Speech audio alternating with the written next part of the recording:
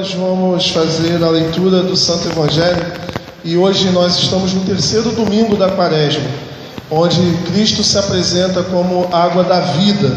Então eu quero nesse momento convidar a igreja a ficar de pé e convido o presbítero Alex a fazer a leitura de João capítulo 4, do verso 1 ao verso 30, o Evangelho de nosso Senhor e Salvador Jesus Cristo, segundo João, capítulo 4, do verso 1 ao 30.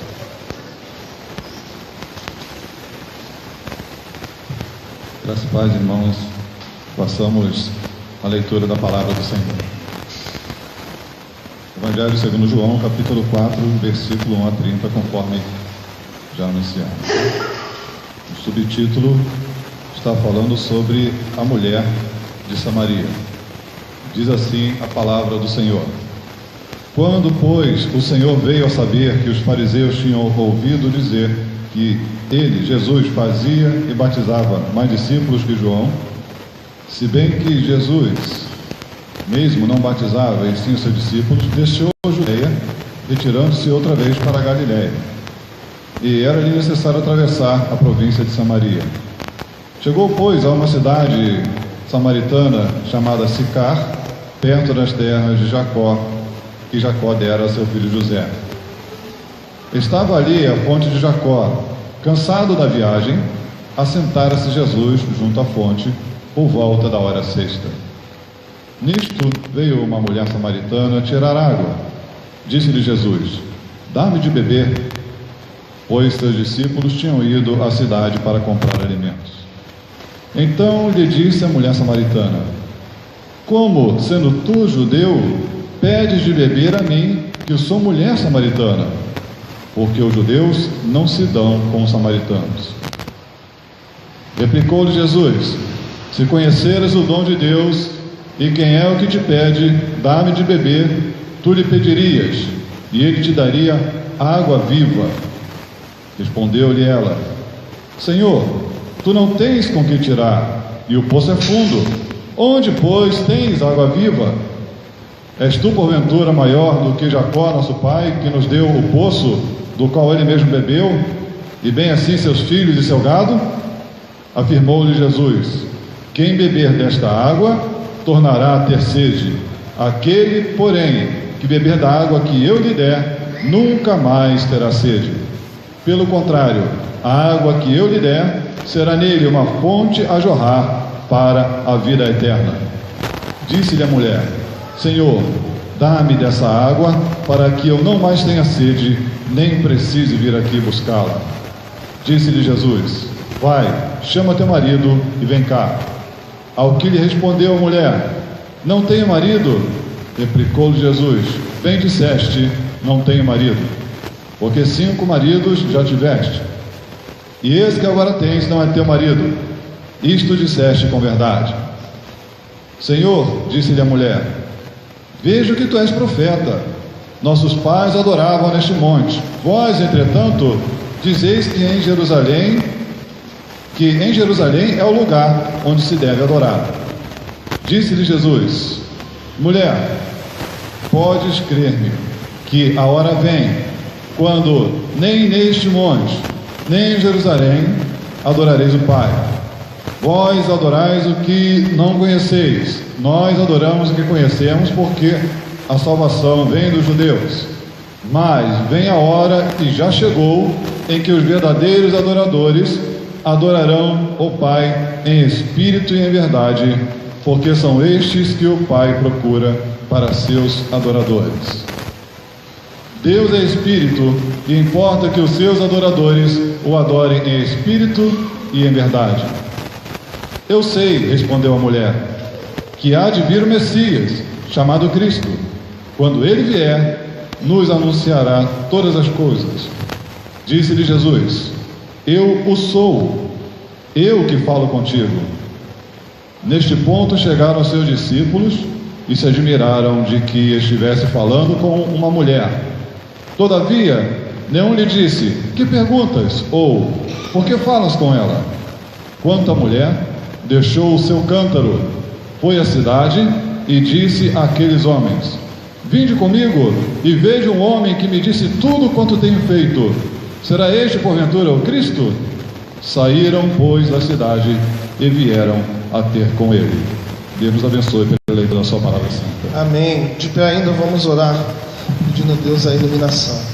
Pai santo e amado, pedimos que o teu Espírito Santo venha iluminar a mente de cada ouvinte e venha usar-nos, Senhor, como instrumento para expor a tua santa palavra. Que possamos experimentar, Senhor, no decorrer da mensagem, esta água viva para a glória do teu nome, para também a solução para as nossas necessidades mais profundas da alma, em nome de Jesus. Amém.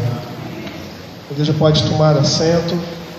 Meus queridos irmãos, minhas amadas irmãs, o evangelho de hoje é o evangelho que fala sobre a água da vida. É o evangelho que fala de Jesus Cristo como essa fonte a jorrar de forma a nunca terminar. Nós lemos no Salmo 95 que o povo endureceu o seu coração e o povo reclamou com Moisés, e vimos também no livro de Êxodo que Deus entrou com provisão na vida do seu povo. E agora, pela terceira leitura que estamos fazendo, percebemos algo muito mais profundo do que simplesmente uma água que mata a nossa sede física. O texto de João capítulo 4 é um texto profundo, meus queridos irmãos, em que vai ter esse diálogo de Jesus com essa mulher samaritana. E nesse texto nós temos aqui algumas lições que nós podemos tirar para o nosso aprendizado. Ora, os versos anteriores, se você puder dar uma olhada no capítulo 3, eu peço que mantenha uma Bíblia aberta, no verso 25, nós encontramos aqui um problema, uma contenda entre Jesus Cristo, entre os discípulos de Jesus com os discípulos de João. Então olha em João 3, verso 25. Ora, entre os discípulos de João, entre os discípulos de João e um judeu suscitou-se uma contenda com respeito à purificação. O texto aqui, se você der uma olhada, você vai ver que os discípulos de Jesus Cristo começaram também a batizar. E começou a surgir ali, de repente, um ciúme, né? E os fariseus, percebendo isso, iam fazer com que lançasse ali uma semente de discórdia entre os discípulos de João e os discípulos de Cristo. Lembrando que o próprio Jesus não batizava, e esse batismo que era praticado aqui ainda não era o batismo cristão, era o batismo de João, o batismo de preparação para a vinda do reino. Então, nesse texto, o que antecede mostra claramente uma possibilidade de uma discórdia. Então Jesus Cristo, ele sai da Judeia e vai em direção à Galileia. Vamos dar uma olhada então no capítulo 4, no verso 3, que vai dizer assim: deixou a Judeia, retirando-se outra vez para a Galileia, a fim de evitar esse problema, essa discórdia. E aí o texto diz no verso 4 que era-lhe necessário atravessar a província de Samaria. Então Jesus estava na Judeia e ele ia para a Galileia, e o texto diz que era necessário ele passar por Samaria. Um grande comentarista bíblico chamado Wesley, ele vai dizer que da Judéia para a Galiléia havia 3 caminhos, 3 possibilidades. Ele poderia seguindo a costa, ele poderia atravessar o Jordão e depois subir pela Pérea, e ele podia passar pela Samaria. Logo, havia 3 caminhos para Samaria, para a Galiléia. Olhando pela ótica natural, geográfica, não era necessário passar por Samaria. Porém, nos planos divinos, era necessário passar por Samaria, porque Jesus já sabia que ele haveria de converter uma pessoa. Então o verso 4 diz: e era-lhe necessário atravessar a província de Samaria. Era necessário por quê? Geograficamente, tudo bem que era o caminho mais curto, mas os judeus não atravessavam Samaria, porque os samaritanos eram vistos como raça impura. Os samaritanos, eles eram vistos como raça mestiça, formado pela mistura de judeus com gentios, e que tinha uma religião sincrética. Desde o cativeiro assírio em 727, quando as 10 tribos do norte foram destruídas, e a proposta ali do rei da Síria foi de colocar estrangeiros para que eles pudessem se misturar e perder identidade. Os judeus desde ali nunca se deram com os samaritanos. O samaritano é isso, é fruto de uma mistura de judeu com gentio, onde houve uma mistura da raça e também da religião, onde as 10 tribos ali perderam sua identidade. Desde lá então eles passaram a ter rivalidade. Os judeus, eles não consideravam os samaritanos. O Wesley vai dizer acerca da aversão dos fariseus com relação aos samaritanos. Ele diz o seguinte: olha, a aversão dos fariseus pelos samaritanos era tal que eles oravam para que nenhum samaritano fosse revivido no dia da ressurreição.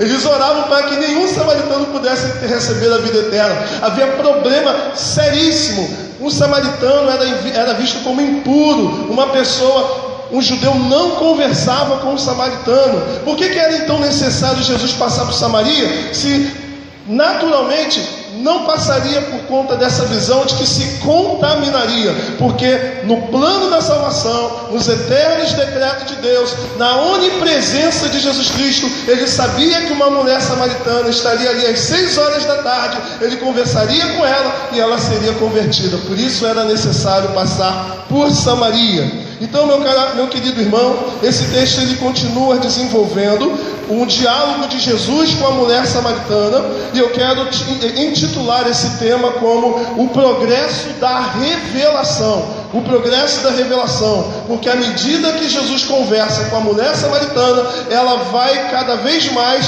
avançando no conhecimento da pessoa de Jesus Cristo. Então, o tema de hoje, o progresso da revelação, nos revela um primeiro ponto que vai do verso 7 ao verso 10. E eu peço que os irmãos acompanhem aí na Bíblia comigo. No verso 7 diz o seguinte: nisto veio uma mulher samaritana tirar água. Disse-lhe Jesus: dai-me de beber. O comentarista Weber vai dizer que naquele tempo não era apropriado a qualquer homem dirigir-se a uma mulher desconhecida em público. Ou seja, Jesus Cristo ele faz uma violação daquilo que era uma conduta, uma regra moral da época. Se dirigir a uma mulher em público, e o pior de tudo, uma mulher o quê?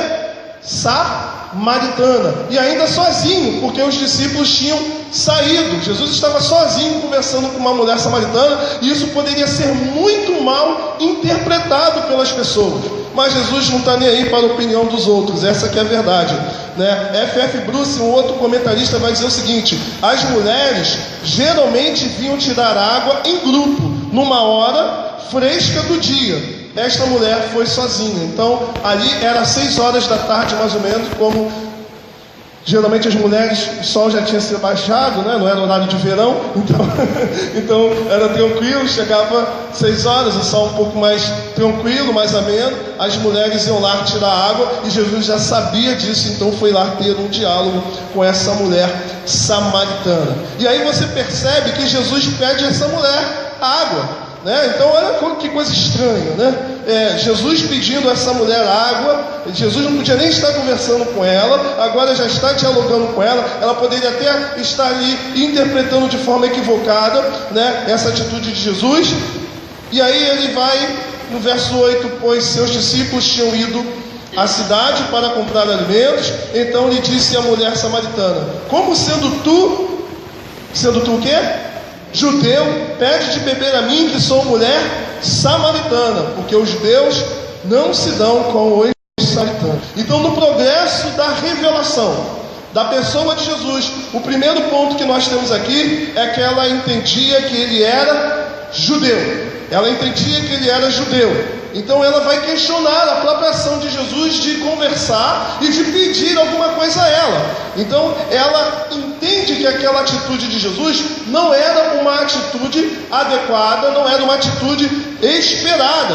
E aí então Jesus Cristo vai lá, continua conversando, ele dá uma atenção com essa mulher. No verso 10, replicou-lhe Jesus: se conheceras o dom de Deus, e quem é que te pede, dai-me de beber, tu lhe pedirias e ele te daria água viva. Água viva, irmão, não é a mesma água viva que a gente conhece, né? A gente às vezes lê a Bíblia e pensa, né, com aquilo que nós entendemos nos dias de hoje. Água viva é fonte, é água corrente, pequenas fontes, né? Então, por exemplo, a água do poço é uma água o quê? Parada. A água viva é água corrente. E Jesus está dizendo que vai dar água corrente para aquela mulher. Ela fica assustada, mas de onde vai tirar essa água? Só que Jesus, meu irmão, ele está falando de coisas espirituais, e aquela mulher estava pensando em categorias mundanas, pensando em realidade biológica. Ela está com sede e Jesus está dizendo que vai dar uma água para ela, que é água viva, e ali tem um poço que está com água parada. E como que vai ser isso aí? Da onde que vem essa questão? Então você vê claramente Jesus criando um diálogo. Na verdade ele pede para ela de beber porque ele quer criar um diálogo, ele quer conversar. Da mesma maneira que você de repente vai compartilhar da sua fé com alguém na rua, você precisa arrumar o quê?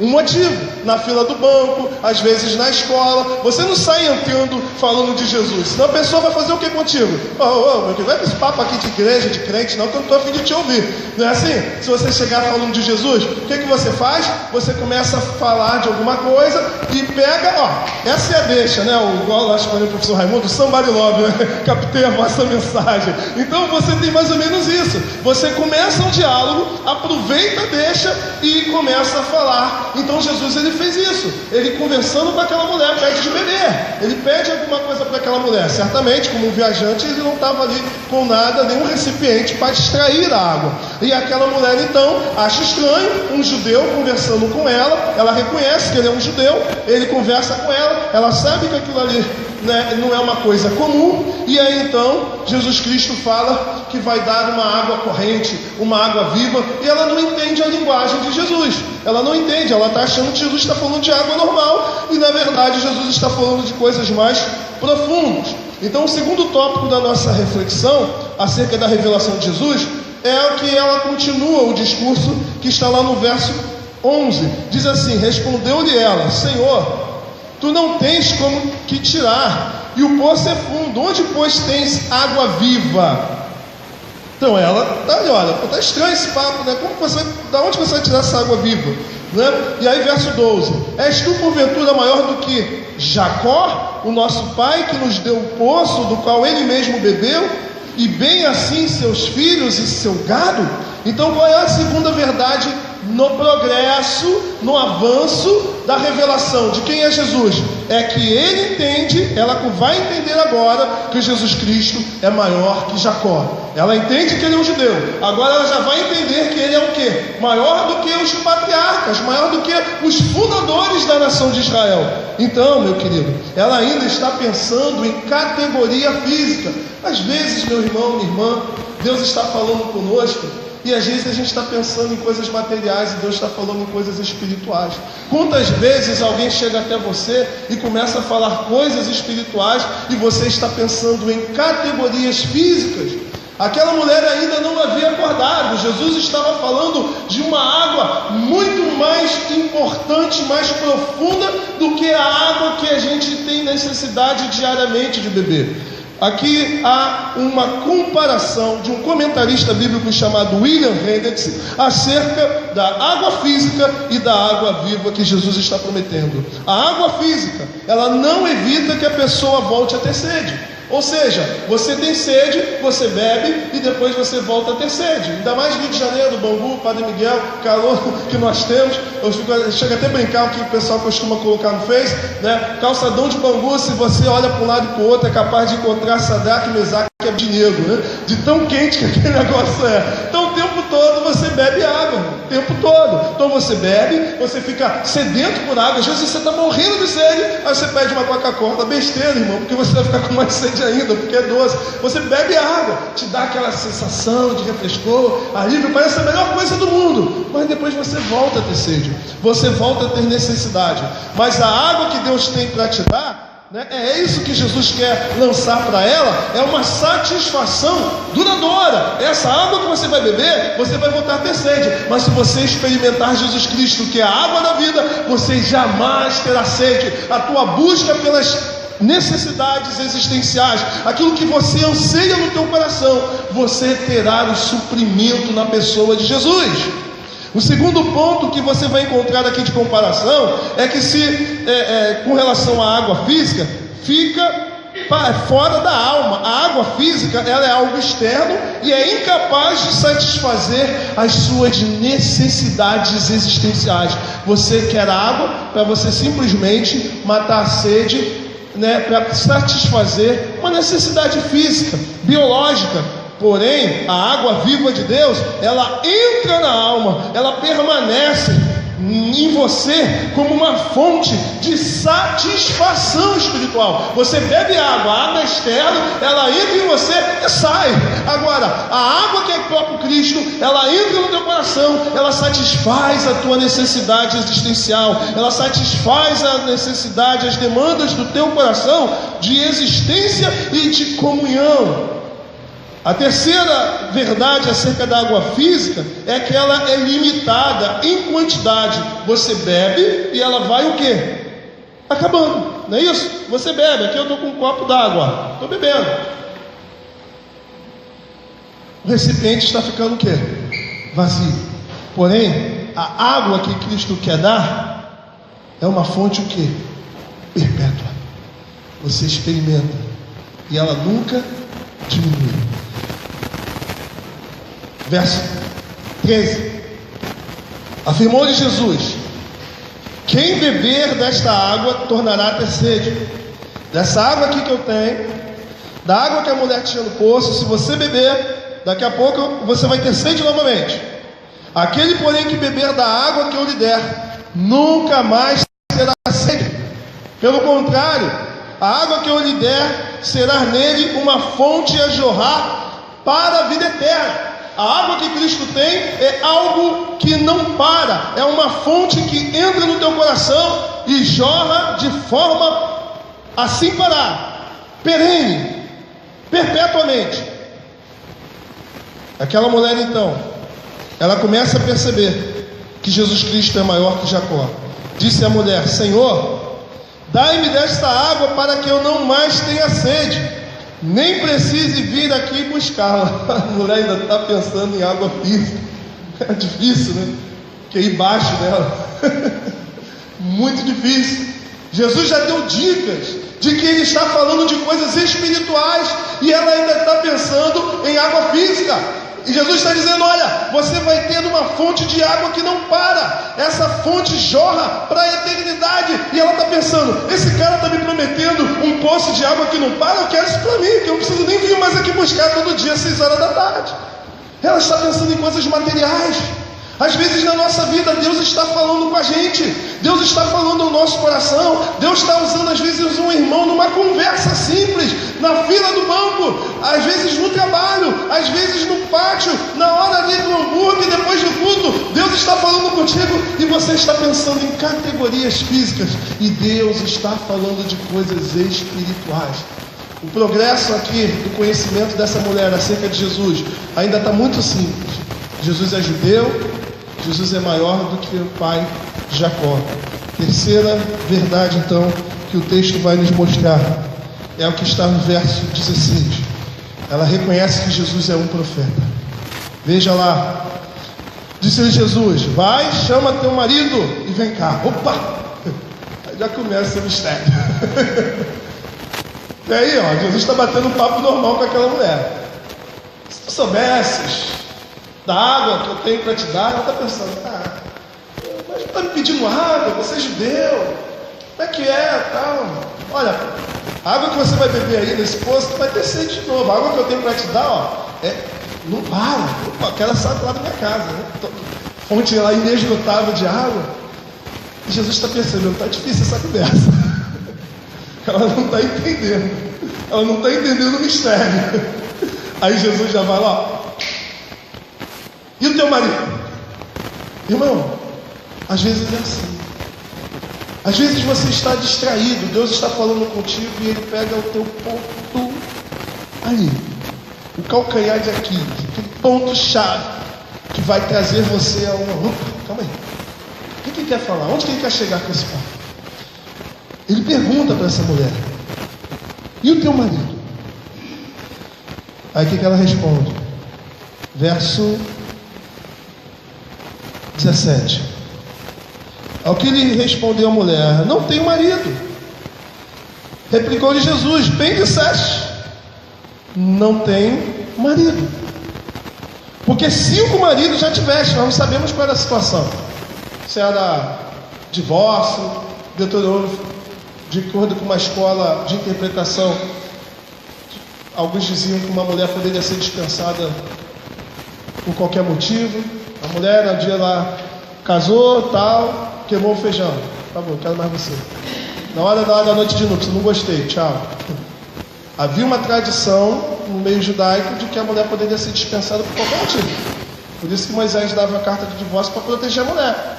Imagina, o marido vai lá, casa com a mulher, não gostou, manda ela embora, ela fica o quê?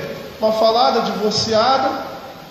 Não divorciada, porque não tinha a carta, então ela ou ia virar uma prostituta ou ia mendigar. Por isso que o divórcio, naquele contexto, era para poder salvar a mulher, né? Então havia essa escola de interpretação, que Jesus vai ter que discutir em Mateus 19, se é lícito, né, repudiar a mulher por qualquer motivo. E havia uma outra escola que dizia que não. Nós não sabemos qual é a situação daquela mulher, se era pecado mesmo, se o casamento era ilícito, que Jesus não reconhece o casamento daquela mulher. Não sabemos. Mas sabemos que ela tivesse 5 homens, e nenhum dos 5 era marido, e que o 6º também, que estava com ela, não era o seu marido. Jesus tocou no ponto central ali. Ele descortinou o que estava no coração daquela mulher. Em 1 Coríntios capítulo 14 vai falar que a profecia faz isso. A profecia faz com que os segredos do coração sejam descortinados e a pessoa se rende à pessoa de Deus, à ação do Espírito Santo. Quantas vezes, meus irmãos, eu já estive presente ouvindo um sermão e parecia que o pregador sabia o que eu estava passando. Parecia que o pregador sabia da minha vida. A Sara sabe muito bem disso. No período em que nós estávamos nos preparando para nos casar, estávamos procurando uma igreja. Fomos na igreja presbiteriana de Madureira para fazer a cerimônia. A gente queria uma igreja que tivesse de repente o salão que a gente ia fazer junto, né? O salão, o templo, uma coisa só. E a Sara cheia de fé: não, vamos marcar tal. Você não tem nada, marcar o quê? Tá louca, velho? Não falas como louca. E aí nós fomos, eu da pilha dela: vamos lá, pô, vamos ver, né, qual é. Aí embarquei na pilha dela. Aí fomos lá em Madureira. E eu cheguei lá assim, sabe, estável, eu queria saber de tudo. Eu tinha ido na igreja para ver o templo.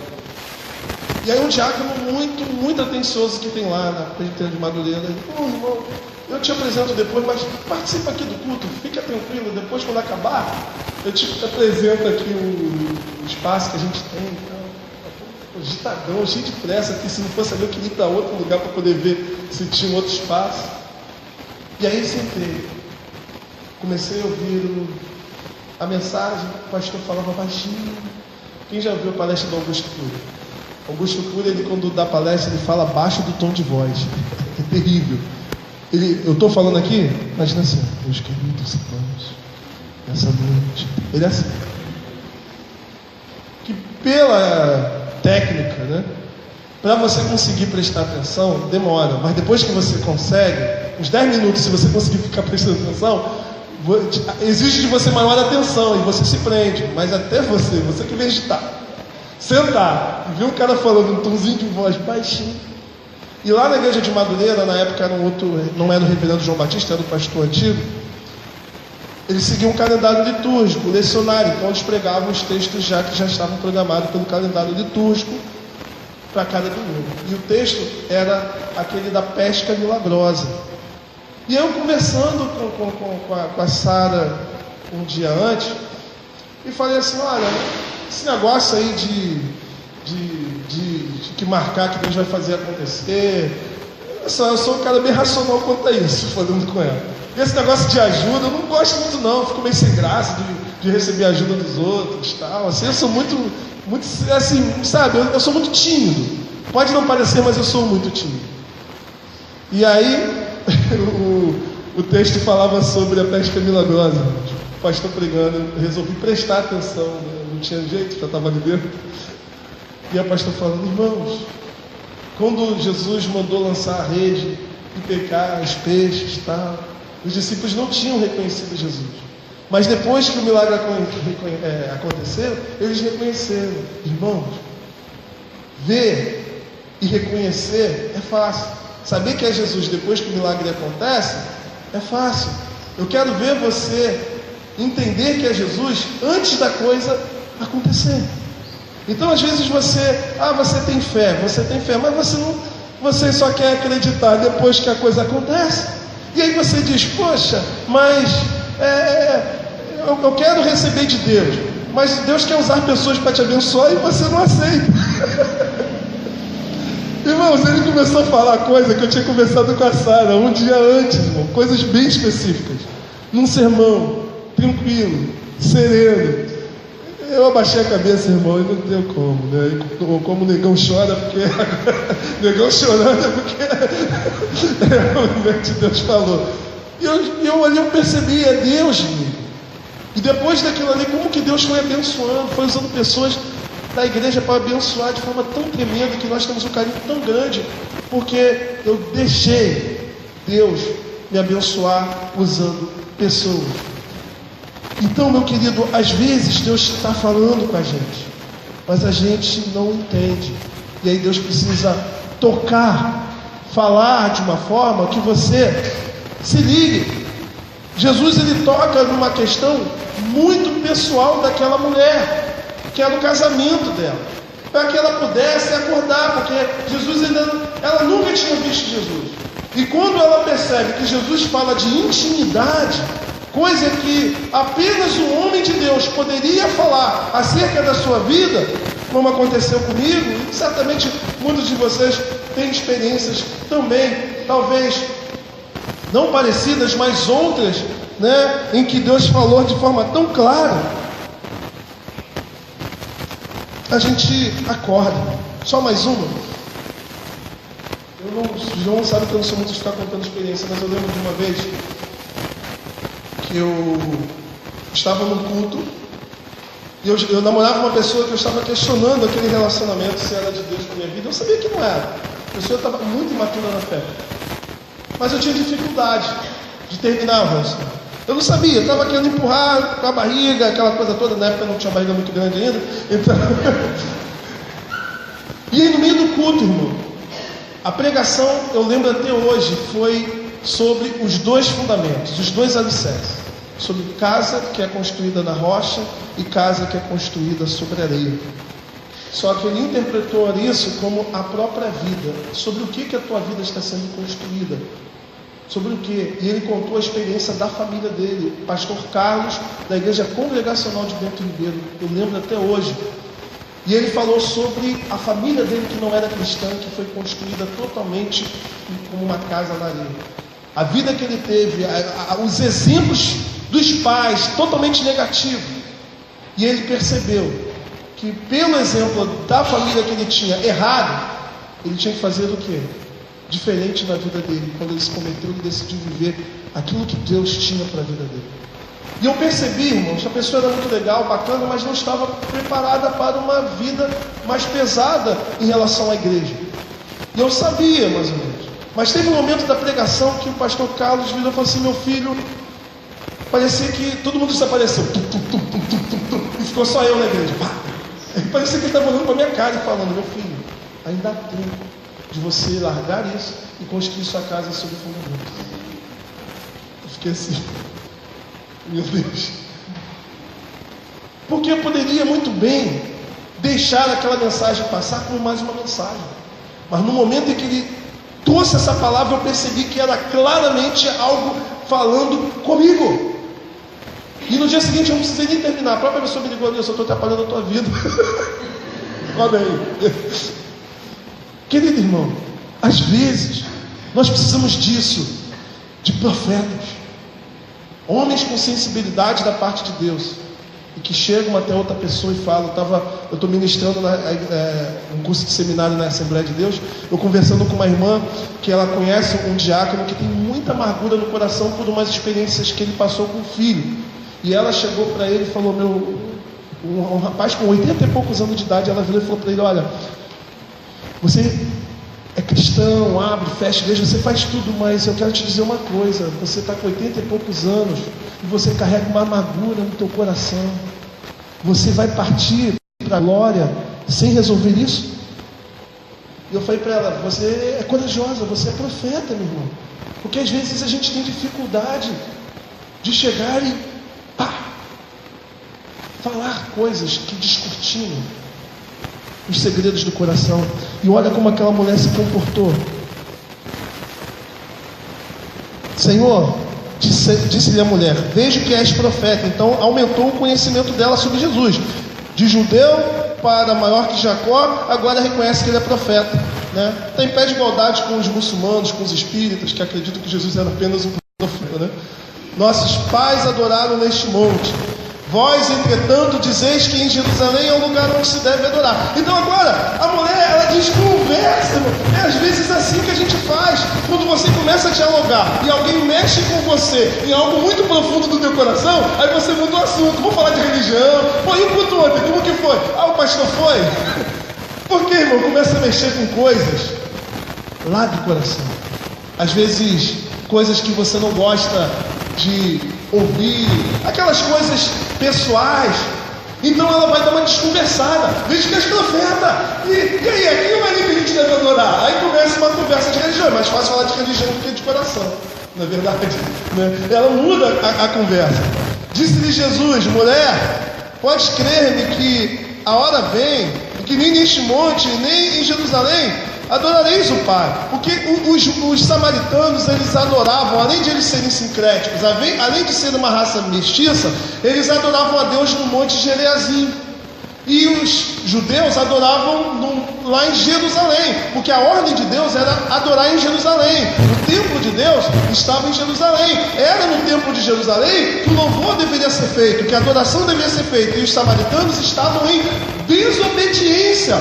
Eles construíram um outro templo, eles construíram um outro sacerdócio, eles estavam no erro, eles estavam dizendo: é ali que a gente deve adorar, é aqui que a gente deve adorar. Eles estavam errados. E aí Jesus diz: olha, vós adorais o que não conheceis, nós adoramos o que conhecemos. Jesus começa a falar pesado com aquela mulher: vocês são samaritanos, vocês adoram o que vocês não sabem. Por que vocês não sabem? Porque a salvação vem dos judeus. De fato, a salvação vem dos judeus. Não vem de japonês, não vem de africano, não vem de brasileiro. Foram os judeus que receberam a revelação. Foram os judeus que receberam a lei do Senhor. Foram os judeus que receberam o conserto. A salvação não vem de nenhum outro povo a não ser dos judeus. Foi Deus que quis assim. Foi Ele que estabeleceu. Ele é soberano. E Ele diz: olha, a lei, a verdade vem dos judeus. Vocês estão errados. Mas agora, a salvação que vem dos judeus e a adoração que é feita no monte, agora é uma outra verdade aqui que vocês precisam entender. Mas vem a hora, e já chegou, em verdadeiros adoradores adorarão o Pai em espírito, porque não é mais no Monte Gerazim, não é mais no Monte de Jerusalém, não é mais no morro de tal lugar, não é mais nesses montes da vida que nós encontramos hoje aí, que Deus vai ser adorado. Mas Deus é o que? Espírito. E se Deus é Espírito, Ele está em todo lugar. E aqueles que o adoram, não importa mais o local, não importa mais o espaço, aqueles que adoram Jesus precisam reconhecer que Jesus, que Deus não se prende ao tempo espacial, mas Ele está em todo lugar. E você precisa reconhecer: se Ele é Espírito, você deve o adorar em espírito e em verdade, não conforme a nossa vontade, não conforme a religião dos samaritanos, não conforme a religião dos judeus, com a religião dos kardecistas. Não, é conforme a sua lei, é conforme Ele mesmo prescreveu como Ele quer ser adorado. Eu não posso inventar um modo de adorar, eu não posso criar adoração a Deus. Deus exige que seja adorado da forma que Ele mesmo estabeleceu. Por isso Ele diz, em espírito: eu não estou nem aqui, eu não estou ali, eu não estou na Batista, eu não estou na Assembleia, eu não estou na Católica, eu não estou no monte, eu não sou de ninguém, eu estou em todo lugar. E quem me adora, adora em espírito, em qualquer lugar, no trabalho, fechou a sala, com mais um irmão, com mais dois, ali a presença de Deus se faz, ali está a igreja do Senhor. Se chega tu está dentro do ônibus, está tendo tiroteio em Guadalupe, do lado de fora do shopping, mais um irmão, Deus está presente, 2 ou 3, começa a orar, ali está a igreja do Senhor, ali está o Espírito Santo do Senhor. Está tendo briga na tua família, tem mais um irmão, vai para o banheiro, vai para o quarto, começa a orar, ali o Senhor está. Não precisa ir em Jerusalém, não precisa ir na igreja presbiteriana de Marechal Hermes, não precisa do pastor, não precisa de sacerdote. Você tem acesso livre a Deus em qualquer lugar. Você é sacerdote do Senhor. Amém, meus irmãos? Glória a Deus. Por isso, irmão, se quebrar esse tempo, se cair uma bomba e explodir, a igreja continua, porque isso é apenas um tempo. É apenas um tempo. O pastor é apenas um líder, porque o sacerdote são todos nós. Cristo é o sumo sacerdote, e é nele que temos acesso ao Pai. Glória a Deus, meus irmãos. E aí então, verso 25: eu sei, respondeu a mulher, que há de vir o Messias, chamado Cristo. Quando ele vier, nos anunciará todas as coisas. Então, quarto e último ponto, e terminando aqui a mensagem. A mulher, ela tem a percepção inicial de que Jesus era um judeu. Depois ela entende que Jesus era maior do que? De quem? Jacó. Depois ela reconhece Jesus como profeta. Agora ela vai conhecer Jesus como o Cristo. Entende? Às vezes na tua vida foi assim, irmãos. Eu não sei quantos de vocês aqui entregaram a vida para Jesus, mas antes de entregar para a vida de Jesus passaram por outras religiões. Eu não sei quantos de vocês aqui olhavam para Jesus como um cara legal. Tem uma imagem no Face, né, de Jesus assim, uma imagem de Jesus Cristo assim, com a mão assim, que é o Jesus legal.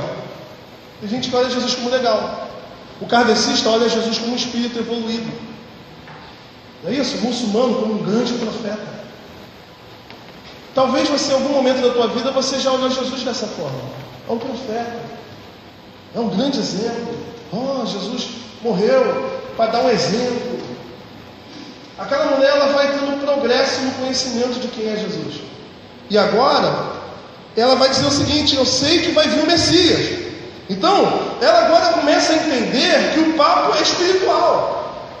E Jesus começa, conforme a linguagem popular, o papo reto. Jesus começa a falar: olha, eu estou falando de coisas espirituais. E ela entende isso. Ela começa a entender que não é mais água natural. Ela começa a entender que ele está falando de segredos do coração e que está falando da verdade acerca da adoração. E aqui, meu irmão, ela reconhece que o Messias vai vir. E olha o que Jesus responde no verso 26. Disse-lhe Jesus: eu o sou, eu que falo contigo. Ela sabia que haveria uma pessoa que viria, que é o Messias. E ela reconhece agora, porque Jesus diz: sou eu. Ah, mas os judeus esperam há anos, há longos séculos, o Messias. Os samaritanos esperam há longos séculos o Messias. E Jesus diz: ei, sou eu. não sou o Messias. Eu sou a quem você já está aguardando há anos na tua vida. É só isso, irmão. Imagina você ao longo da tua vida tentando tantas coisas para ser feliz. Tentando namorado para ser feliz. Tentando emprego público para ser feliz. Se for do estado ainda, então você vai se arrebentar. E aí Jesus diz para você: sou eu. O que você procura ao longo da tua vida está aqui diante de você. O que você procurou sempre em casamento, em relacionamentos, em amizades, tudo que você buscou está aqui diante de você.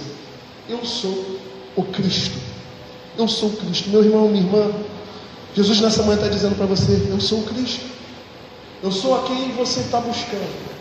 Eu sou aquele que dá a água que você necessita, que você não vai voltar mais beber, porque você não vai, necessidade de sede, você não vai ter mais. Você vai ter uma água ali disponível de forma permanente, contínua. E você não terá sede porque Ele consegue saciar a tua necessidade. Sou eu que você procura, que busca a felicidade que você está procurando. Para em mim. Will Smith acreditava que a felicidade era aquela empresa que ele queria trabalhar. No filme A Procura da Felicidade.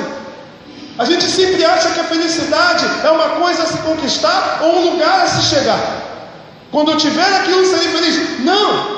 A felicidade que você sempre procurou, que você sempre buscou, é uma pessoa que se chama Jesus. E tudo que você procurou na tua vida, tudo que você quer, tudo que você necessita, você encontra na pessoa bendita de Jesus. Ele é a água da vida. Ele é aquele que sacia a tua necessidade existencial. Ele é aquele que supre. Ele é aquele que acaba com a tua procura incessante de sentir e de ser importante ou de ter necessidades supridas. Porque Ele sou eu, o ungido, o Cristo, sou eu. E o que aquela mulher faz? Neste ponto, verso 27, chegaram os seus discípulos.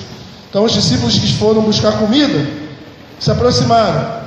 De que estivesse falando com uma mulher, todavia nenhum lhe disse: que perguntas? Ou, o que falas com ela? Verso 28, quando a mulher deixou o seu cântaro, foi à cidade e disse àqueles homens: vinde comigo e vede um homem que me disse tudo quanto tenho feito. Será este porventura o Cristo? Saíram, pois, da cidade e vieram ter com ele. Eu gostaria que você lesse aqui comigo o verso 39. Muitos samaritanos daquela cidade creram nele, em virtude do testemunho da mulher que anunciara: ele me disse tudo quanto tenho feito. Aquela mulher conheceu o Cristo, e agora ela fez o quê? Compartilhou o Cristo que ela conhecia. Samaritanos se converteram por causa do testemunho daquela mulher. Possivelmente mal falada, casada pela sexta vez, que não era casamento legítimo, mulher samaritana, sendo testemunha de Cristo. Cristo entra na vida dela. Era necessário passar por ali. Não era necessário geograficamente, era necessário espiritualmente. Eu não sei qual foi o dia que você se converteu, mas era necessário que ali você estivesse. Eu não sei qual foi o dia que você entregou a tua vida para Jesus, mas era necessário que daquela pessoa você ouvisse a palavra de Deus. Era necessário, porque Deus decretou o dia da tua conversão. Eu não sei se você ainda não entregou a tua vida para Jesus. Era necessário que aqui, hoje, nesse domingo, nessa manhã, você estivesse. Era necessário que essa mensagem você ouvisse. E o mais interessante é que aquele que tem o progresso da pessoa de Jesus, ele deixou de ser apenas um judeu, foi reconhecido como maior que Jacó, foi reconhecido como profeta, agora ele é reconhecido como Cristo, e ela compartilha a experiência que ela teve. Você precisa compartilhar. Quem sabe você precisa voltar para a sua casa e falar do Cristo. Quem sabe no trabalho você precisa falar do Cristo. Quem sabe para a tua vizinha você precisa falar do Cristo, daquele que te deu água da vida, daquele que saciou a tua necessidade. daquele que supre a tua existencialidade. Portanto, meu irmão, minha irmã, concluo dizendo para você: tenha sensibilidade de discernimento espiritual. Jesus demorou fazer com que aquela mulher entendesse o que ele queria dizer. Ela pensando em água mundana, água básica, água secular, água natural, Jesus falava de água espiritual. Jesus fez aquela mulher confessar o seu pecado, no momento em que ele disse que ela tinha marido e ela disse que não tinha. Isso mostra que antes de você se converter, você precisa se convencer que é pecador. E você precisa crer no Cristo e partilhar essa boa nova. Quem sabe você precisa confessar pecado nessa manhã. Quem sabe você precisa entender que Deus está falando de coisas espirituais, enquanto você está achando que são coisas físicas e naturais. E quem sabe você pode ser um instrumento para compartilhar isso com outras pessoas, porque o texto diz que os samaritanos acreditaram por causa do testemunho da mulher. Quem sabe por causa do teu testemunho outros possam vir a Cristo, a tua família possa vir a Cristo.